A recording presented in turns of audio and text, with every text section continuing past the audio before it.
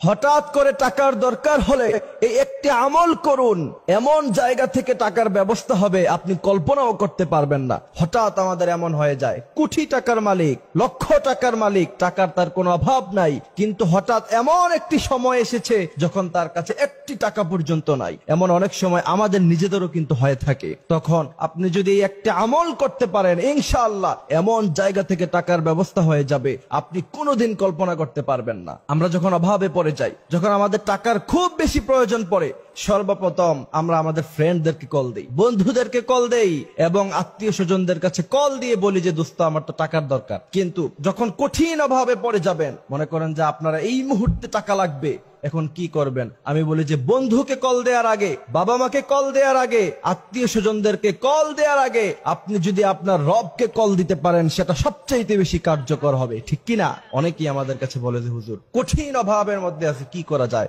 তাদের জন্য এই আমলটি আমি দিচ্ছি।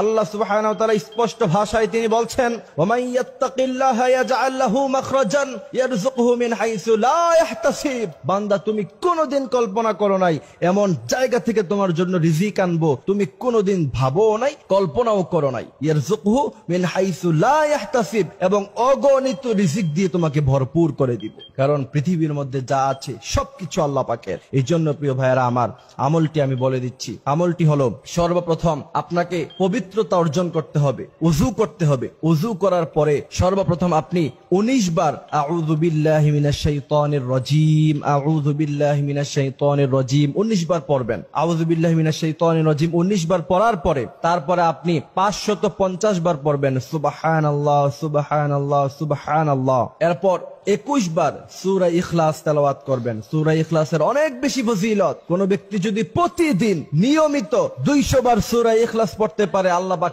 300 ফজিলত তাকে প্রদান করবে। তার মধ্যে অন্যতম ফজিলত হলো রিজিকের কোনোদিন কোনো অভাব হবে না। সুবহানাল্লাহ। এই জন্য প্রিয় ভাইরা আমার, 21 বার সূরা ইখলাস, এরপর দুরূদ ইব্রাহিম পড়বেন। আল্লাহুম্মা সাল্লি আলা মুহাম্মদ ওয়া আলা আলি মুহাম্মদ কামা সাল্লাইতা আলা ইব্রাহিম ওয়া আলা আলি ইব্রাহিম ইন্নাকা হামিদুম মাজিদ। এই গোটা দুরূদ ইব্রাহিম পুরোটা পড়বেন। দুরূদ ইব্রাহিম যদি না পারেন তাহলে সাল্লাল্লাহু আলাইহি ওয়াসাল্লাম 100 বার পড়বেন।